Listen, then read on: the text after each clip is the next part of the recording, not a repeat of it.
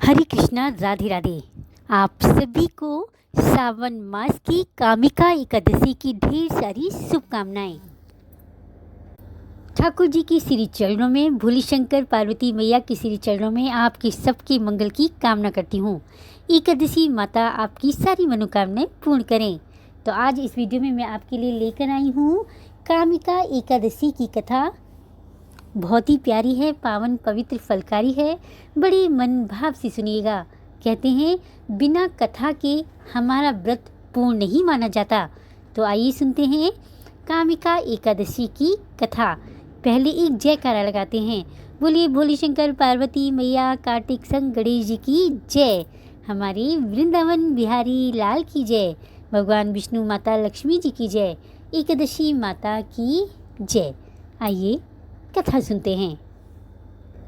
सावन मास की पावन वर्षा तथा धरती पर अमृत बनकर बरसती है। तब मन, वचन और आत्मा से श्री हरि के चरणों में लीन हो जाती है। ऐसे ही शुभ काल में आती है कामिका एकादशी, जो न केवल पापों का नाश करती है बल्कि भगवान विष्णु की असीम कृपा का द्वार भी खोलती है। इस दिव्य दिन जब भक्त तुलसी दल अर्पित करते हैं, तो दीप जलाते हैं और ओम नमो भगवते वासुदेवाय का जाप करते हैं, तो आकाश में देवताओं का स्वागत स्वर गूंजता है। और जब साथ में भगवान शिव की आराधना भी होती है, तो हर हर महादेव और जय श्री हरि की संयुक्त ध्वनि पूरी ब्रह्मांड में गूंज उठती है। आज मैं आपको कामिका एकादशी की कथा के साथ साथ एकादशी माता की, 11 माता की कथा भी, तुलसी माता की दिव्य पौराणिक कथा का श्रवण कराऊंगी। आपसे निवेदन है कि इन सभी पावन कथाओं को पूरी श्रद्धा, भक्ति और मन से जरूर सुनिएगा। कृपया करके इस दिव्य अवसर पर मन, वचन और आत्मा को पवित्र करते हुए कथा का आनंद लीजिएगा। भगवान श्री हरि, विष्णु, 11 माता तथा तुलसी माता की महिमा को हृदय में उतारिएगा। तो आइए बिना विलंब के हम आरंभ करते हैं आज की यह पुण्यदायी, मोक्ष प्रदायक और पाप हारिणी कथा। कामिका एकादशी की व्रत कथा से आइए शुरू करते हैं। इस भक्ति भाव से भरे दिन की पवित्र कथा को श्रवण करें और आत्मा को शुद्ध करें। बोलिए भगवान विष्णु माता लक्ष्मी जी की जय। एकादशी माता की जय। राजा युधिष्ठिर ने एक दिन भगवान श्री कृष्ण से विनम्र भाव से पूछा, हे जनार्दन, कृपया मुझे सावन मास के कृष्ण पक्ष की एकादशी का नाम, उसकी महिमा और विधि पूर्वक व्रत करने की विधि विस्तार से कहिएगा। तब श्री कृष्ण भगवान मधुर वाणी में बोले, हे धर्मराज सुनो, श्रावण मास पक्ष की एकादशी का नाम कामिका एकादशी है। यह व्रत तो सब पापों को नाश करने वाला, मोक्ष प्रदान करने वाला, पुण्यदायक तथा समस्त व्रतों में श्रेष्ठ है। इस व्रत के दिन जो मनुष्य भक्ति भाव व्रत करते हैं, वे समस्त पापों से मुक्त होकर भगवान विष्णु के परम धाम को प्राप्त हो जाते हैं। यह एकादशी व्रत स्वर्ग, मोक्ष, पुण्य और भक्ति प्रदान करती है। इस दिन व्रती को प्रातःकाल ब्रह्म मुहूर्त में उठना चाहिए। स्नान आदि से निवृत्त होकर, शुद्ध होकर व्रत का संकल्प लेना चाहिए। घर को गंगा जल से शुद्ध करके भगवान विष्णु की प्रतिमा को पीले वस्त्रों में सजाना चाहिए। उन्हें पंचामृत से स्नान कराकर चंदन, पुष्प, तुलसी दल, धूप, दीप और नैवेद्य अर्पित करना चाहिए। इस व्रत की रात्रि को जागरण करके भगवान की लीला, कथा, भजन और कीर्तन करना परम पुण्यदायी होता है। इस दिन जो भक्त केवल एक बार फलाहार करते हैं, वे 100 यज्ञों के फल को प्राप्त करते हैं। इसके बाद भगवान श्री कृष्ण ने युधिष्ठिर को एक प्राचीन कथा सुनाई। पुरातन समय में विद्यापुर नामक नगरी में कुलीन और पराक्रमी देवव्रत नामक एक श्रेष्ठ क्षत्रिय रहता था, जो अत्यंत धार्मिक, दानी और सत्यवादी था। किंतु दुर्भाग्यवश उसने किसी ब्राह्मण को क्रोध वेश में मार डाला। इस पाप के कारण उसके चित्त में अत्यंत ग्लानि और पश्चाताप लेकर वन में तपस्या करने चला गया। वहाँ उसने अनेक वर्षों तक तप किया, किंतु ब्रह्म हत्या जैसे महापाप से मुक्ति न पा सका। एक दिन वह मुनियों के आश्रम में पहुंचा और अपनी व्यथा सुनाई। तब उन महान तपस्वी मुनियों ने कहा, हे राजन, यदि तुम सचमुच अपनी इस महापाप से मुक्त होना चाहते हो तो सावन मास की कृष्ण पक्ष की कामिका एकादशी का व्रत विधि पूर्वक व्रत करो। इस व्रत की शक्ति इतनी है कि यह ब्रह्म हत्या जैसे भीषण पापों को भी नष्ट कर देती है और ईश्वर की कृपा प्राप्त कराती है। देवव्रत ने उन मुनियों की आज्ञा का पालन किया और बड़ी श्रद्धा भाव से कामिका एकादशी का व्रत किया। रात्रि को जागरण किया, भगवान विष्णु की स्तुति की और तुलसी दल अर्पित किया। तब वह प्रातःकाल उठा तो उसने अनुभव किया कि उसका मन निर्मल हो गया है, हृदय हल्का हो गया है और आत्मा शांत। उसी क्षण आकाशवाणी हुई, हे देवव्रत, तू पवित्र हो गया है। अब तू ब्रह्म हत्या के पाप से मुक्त है। अब तू मेरे धाम का अधिकारी बन गया है। फिर उसी क्षण दिव्य विमान आकाश से उतर आया और देवव्रत को भगवान विष्णु के परम धाम को ले गया। श्री कृष्ण बोले, हे युधिष्ठिर, यह व्रत केवल पापों से मुक्ति देता है अपितु देव दुर्लभ लोक की प्राप्ति भी कराता है। इस दिन विशेषकर तुलसी दल अर्पण करना अत्यंत फलदायक होता है। जो मनुष्य इस व्रत को करता है वह 1000 गोदान, स्वर्णदान और पृथ्वीदान का फल को प्राप्त करता है। यहाँ तक कि केवल इस व्रत की कथा सुनने मात्र से भी यह पुण्य प्राप्त हो जाता है जो गंगा स्नान, कुरुक्षेत्र में दान और हजारों यज्ञ करने से होता है। इस एकादशी पर यदि कोई भक्त जल, फल या अन्य कुछ भी अर्पण करता है तो वह अनंत गुना होकर ईश्वर को प्राप्त होता है। जो व्यक्ति कामिका एकादशी के दिन रात्रि में दीपदान करता है वह यमलोक की यातना से सदा के लिए छुटकारा पा जाता है। इस व्रत की विशेषता यह है कि इसमें भगवान विष्णु के साथ साथ भगवान शिव की भी पूजा की जाती है। इसलिए इस दिन हरि हर की संयुक्त आराधना करना सर्वोत्तम माना जाता है। सावन मास में जब शिव की आराधना सर्वोपरि मानी जाती है और कामिका एकादशी में श्री हरि की विशेष कृपा प्राप्त होती है, तब यह दिन शिव और विष्णु दोनों की भक्ति का एक दुर्लभ संगम बन जाता है। इसीलिए भक्तों को चाहिए कि वे इस दिन श्रद्धा और नियम पूर्वक उपवास, पूजा, तुलसी अर्पण और रात्रि जागरण करें, ब्राह्मण को भोजन कराएं और भगवान की कथा का श्रवण करें। जो व्यक्ति इस कथा को सुनता है या पढ़ता है वह पुण्य फल प्राप्त कर इस लोक पर परलोक दोनों में सुख पाता है। अंततः श्री कृष्ण बोले, हे युधिष्ठिर, जो कोई श्रद्धापूर्वक इस कामिका एकादशी की व्रत करता है या कथा पढ़ता है या सुनता है उसके समस्त पाप नष्ट हो जाते हैं। उसकी पितरों को तृप्ति प्राप्त होती है और वह स्वयं परम पद का अधिकारी बनता है। ओम नमो भगवते वासुदेवाय नमः। हरि ओम तत्सत। जय श्री हरि, जय श्री हर हर महादेव। बोली भोली शंकर पार्वती मैया कार्तिक संग गणेश जी की जय। पुरातन काल में धरती पर जब पाप, अधर्म और अराजकता का बोलबाला था तब भगवान विष्णु ने सृष्टि के संतुलन हेतु विविध लीलाएं रची। एक बार उन्होंने पापी के नाश हेतु मोहिनी रूप धारण किया और असुरों को छकाया। फिर समुद्र मंथन में अमृत का वितरण कर देवताओं की रक्षा की। उसी समय देवताओं ने भगवान विष्णु से निवेदन किया, हे नारायण, कलयुग में मनुष्य पापाचारी और भटकाव से भरे होंगे। वे ना तो यज्ञ करेंगे, न तप और न वेदों का आचरण करेंगे। ऐसे में उन्हें मोक्ष कैसे मिलेगा?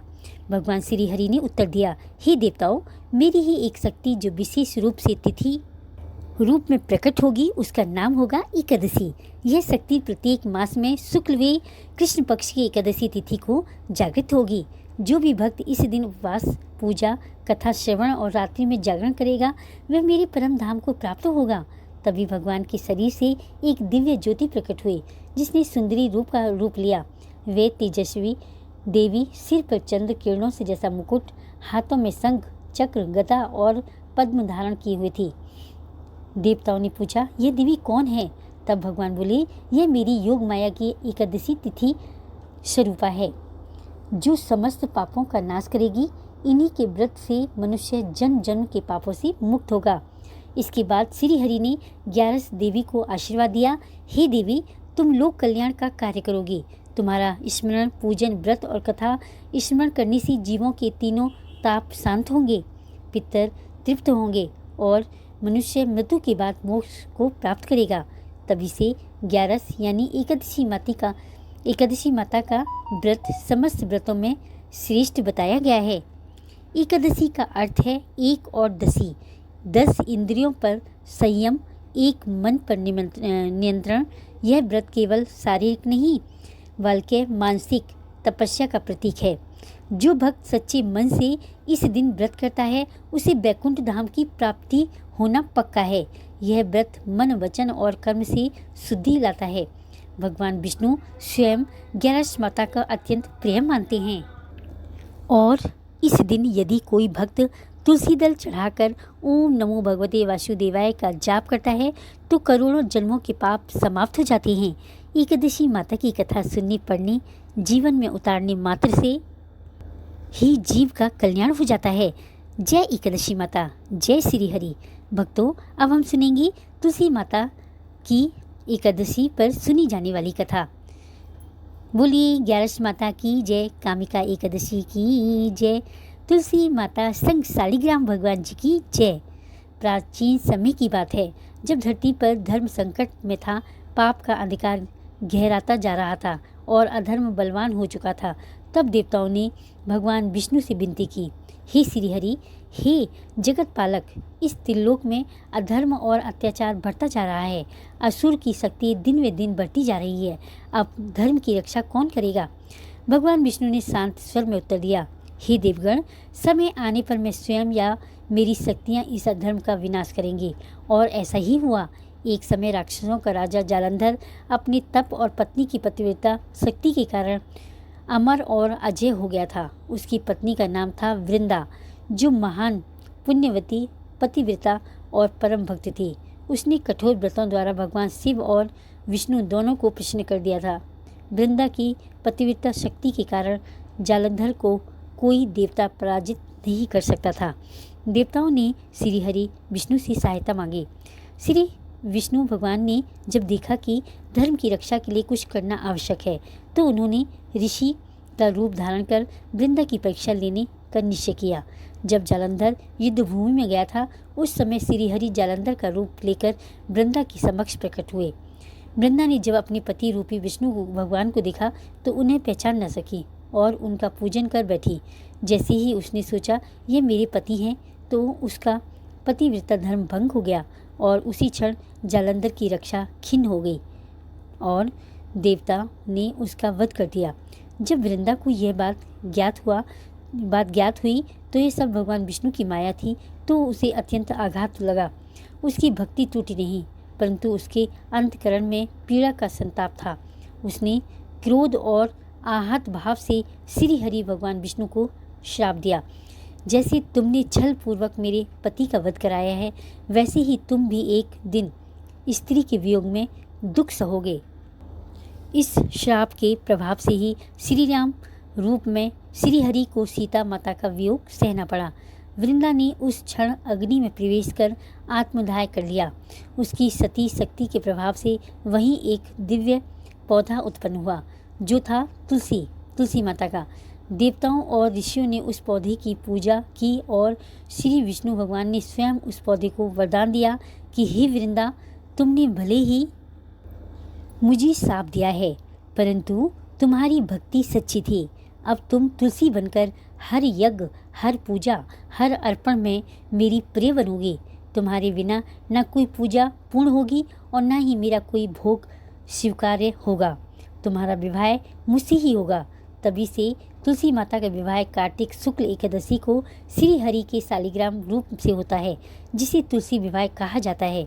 इस दिन भक्त तुलसी और शालिग्राम भगवान की सुंदर मंडप सजाकर विधिवत विवाह कराते हैं, मंगल गीत गाते हैं, सुहाग की सामग्री अर्पण करते हैं और तुलसी माता से आशीर्वाद प्राप्त करते हैं। ऐसा माना जाता है कि इस व्रत को करने से कन्यादान, ब्रह्म विवाह और देव पूजा का संयुक्त फल प्राप्त होता है। एकादशी के दिन यदि कोई भक्त तुलसी को जल चढ़ाकर दीप प्रज्वलित करता है, व्रत रखकर भगवान विष्णु के मंत्रों का जाप करता है और तुलसी माता की इस कथा को सुनता है या सुनाता है तो उसे 100 यज्ञ का फल, लाख तीर्थों के पुण्य और हजारों वर्षों की तपस्या का फल सहज ही प्राप्त हो जाता है। तुलसी केवल एक पौधा नहीं है, वह ब्रह्मांडीय शक्ति है जो मनुष्य के पापों को हरती है, मन को पवित्र करती है, तन को रोग मुक्त करती है और आत्मा को मोक्ष की ओर ले जाती है। तुलसी माता की पूजा से वैवाहिक जीवन में प्रेम, सच्ची चरित्रता, संतति और समृद्धि आती है। जो स्त्री या पुरुष एकादशी पर तुलसी माता के सामने दीप जलाकर ओम तुलस्यै नमः का जप करता है, उसी अखंड जन्मों से पापों से मुक्ति मिल जाती है। तुलसी माता का वरदान है कि वे अपने भक्तों को कभी निराश नहीं करती। वह वैराग्य की जननी, भक्ति की देवी और श्री हरि की प्रिया है। भगवान विष्णु ने स्वयं कहा है, हे देवी तुलसी, तुम्हारे बिना मैं भोजन नहीं करता, तुम्हारे बिना मेरा पूजन अधूरा है, तुम्हारे बिना मेरा नाम भी व्यर्थ है। इसलिए जो भी भक्त एकादशी के दिन तुलसी माता की इस पावन कथा को श्रद्धा से सुनता है, उसकी समस्त कष्ट, पाप और संकट नष्ट हो जाते हैं और वह मृत्यु के पश्चात भगवान विष्णु के परम धाम में स्थान प्राप्त करता है। यह कथा केवल सुनने भर से ही आत्मा को निर्मल करती है और जीवन को परम लक्ष्य की ओर अग्रसर करती है। तुलसी माता की यह महिमा युगों से चली आ रही है और जब तक सृष्टि है तब तक ये कथा भक्तों के हृदय को पावन करती रहेगी। जय माता तुलसी। बोलिए तुलसी माता संग शालिग्राम भगवान जी की जय। श्रावण मास की पवित्र कामिका एकादशी व्रत कथा जो न केवल पापों को नाश करती है बल्कि श्री हरि की कृपा प्राप्त कर मोक्ष का मार्ग खोलती है। जो भक्त इस एकादशी को श्रद्धा और नियम पूर्वक करते हैं वे जीवन के सभी कष्टों से मुक्त होकर दिव्य सुखों को प्राप्त करते हैं। तुलसी अर्पण, श्री हरि का स्मरण और रात्रि जागरण इस दिन के विशेष फलदायी उपाय हैं। आशा है कि ये कथा आपके हृदय को स्पर्श करेगी और आपकी आस्था और भक्ति को अधिक गहरा करेगी। कामिका एकादशी इस वर्ष श्रावण मास के कृष्ण पक्ष की एकादशी पर सोमवार 21 जुलाई 2025 को रखी जाएगी। 21 जुलाई 2025 को यह व्रत का पालन किया जाएगा। वैदिक पंचांग के अनुसार एकादशी तिथि 20 जुलाई को दोपहर 12:12 से आरंभ होगी, 21 जुलाई को सुबह 9:38 पर समाप्त होगी। इसलिए व्रत 21 जुलाई को सूर्य उदय से शुरू होगा।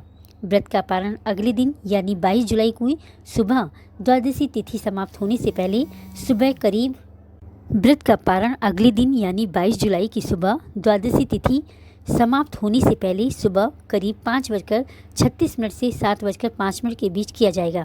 उत्तम माना जाता है। यदि आपको यह कथा प्यारी लगी हो, अच्छी लगी हो, कृपया आप लाइक करें, कमेंट करें, ज़्यादा से ज़्यादा अपने फ्रेंड्स में शेयर करें। ऐसी ही अच्छी वीडियोज़ देखने के लिए, कथा सुनने के लिए बेल आइकन को भी ज़रूर प्रेस करें। ज़्यादा से ज़्यादा फ्रेंड्स में शेयर करें, कमेंट ज़रूर करें। कल मिलते हैं एक नई कथा के साथ, नई वीडियो के साथ। हरे कृष्णा, राधे राधे।